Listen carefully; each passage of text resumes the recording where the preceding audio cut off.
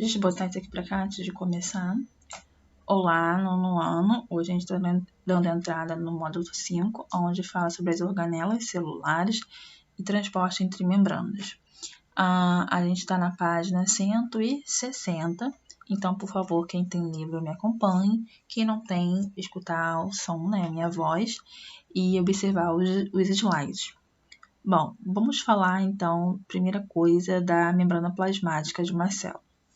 Todas as células, né, principalmente a animal, ela tem uma membrana plasmática dessa forma. Então, se eu pegar a membrana e colocar em um microscópio, né, e colocar no microscópio eletrônico, onde eu consiga ver uma membrana plasmática, eu iria ver essa estrutura aqui. Claro que não estaria colorido, né? A cor colorida é para poder conseguir observar didaticamente. Mas eu iria ver assim, eu ia ver as proteínas, deixa eu marcar aqui, as proteínas, eu iria ver as proteínas, eu iria ver, além das proteínas, eu ia ver esse fosfolipídio, tá? E além disso, eu iria ver a camada do fosfolipídio. Não estou gostando disso aqui, acho que é melhor. A camada do fosfolipídio. Então, o fosfolipídio, ele tem esse nome porque lembra uma cabecinha de fósforo, né? E o lipídio tem esse nome porque lipídio significa gordura. Essa camada aqui que a gente está vendo é uma camada de gordura, por isso que fosfolipídio. Eu tenho duas regiões, eu tenho a região apolar, aquela região que não tem afinidade com a água, e eu tenho a região polar, que é a região que tem afinidade. O nome é bicamada lipídica porque eu tenho essa parte de cima e eu tenho a parte de baixo, formando-se duas camadas lipídicas. Bom, vamos tentar entender melhor isso aqui, tá? A outra coisa importante é que alguns livros trazem como modelo de mosaico fluido, porque lembra o mosaico, né? Várias junção e fluido, ó, porque dentro dela tem líquido que permite que ela tenha essa fluidez, beleza? Bom, o transporte, ele se dá de duas formas. A gente dá o transporte passivo e o transporte ativo. O transporte passivo é aquele que não há gasto de energia. Já o transporte ativo é quando ocorre gasto de energia, tá? Então, toda vez que tem ativo, tem energia, passivo não tem energia. Bom, vamos falar então do transporte passivo, que não tem gasto de energia. O transporte passivo a gente chama de difusão, que é quando a concentração do elemento vai de uma região que tem muito para a região que tem pouco. Então, acontece, numa membrana plasmática, a gente tem que ter um equilíbrio de concentração. Então, eu não posso ter um meio extracelular com mais fluido do que um meio intracelular e nem um meio intracelular com mais fluido do que o meio extracelular, tá?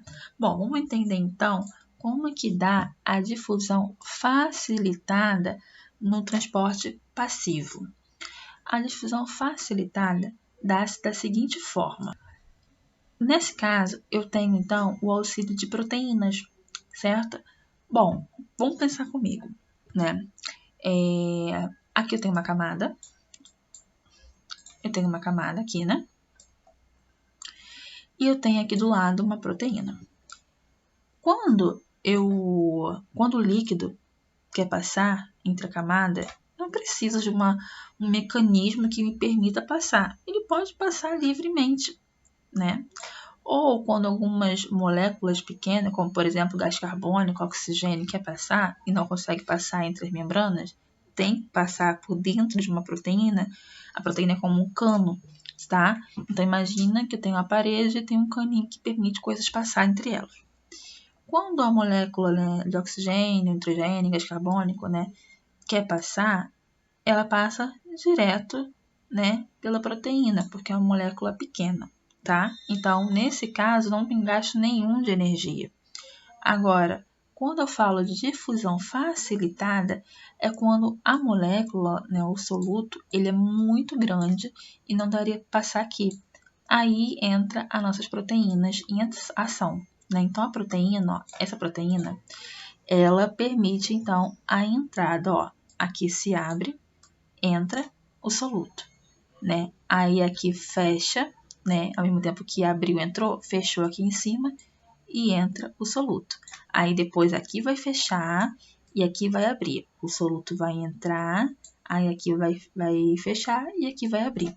E assim vai indo, tá? Então, a difusão facilitada é o transporte, né? Ocorre o transporte através, então, de auxílio de proteínas, tá? Bom, agora o transporte de moléculas maiores. A gente viu que aqui as moléculas são pequenas, aqui são maiores, mas não são tão grandes assim, né? E permite as proteínas, então, ajudar. Mas é naquelas moléculas que é muito grande que nem a proteína daria conta. A célula dá um jeito, tá? Então, a gente tem dois tipos de transporte. A gente tem o exocitose e endocitose. No grupo das endocitose, a gente tem as pinacitose e as fagocitose. Exocitose, deixa eu botar para cá agora. Opa. A exocitose, galera. Ai, caramba, não tá querendo ir. A exocitose, ela então, ela permite a entrada de solutos dentro de uma célula. A endocitose é a saída de soluto dentro de uma célula. Então, a endocitose se dá por duas formas, né? A gente viu pinocitose e fagocitose. Pinocitose é quando, aqui é o meio extracelular, aqui é meio intracelular, dentro da célula, né? É quando, então, forma-se uma poça aqui dentro, tá? Forma-se uma poça aqui dentro e os solutos maiores começam a entrar. Agora, na fagocitose, os solutos são maiores ainda, então a pinocitose não dá conta. O que se faz? Então, a célula começa a abraçar, abraçar aquilo ali para colocar para o meio intracelular.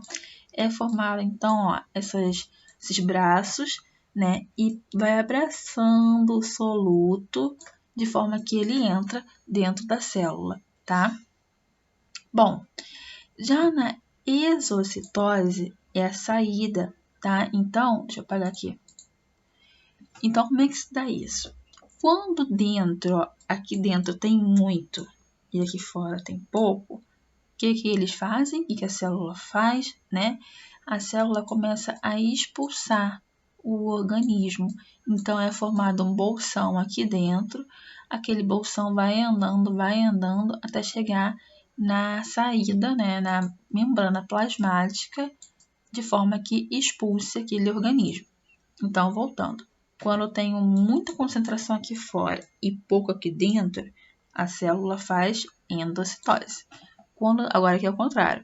Quando tenho muito aqui fora e pouco aqui dentro, a célula faz exocitose para expulsar aquela substância, tá?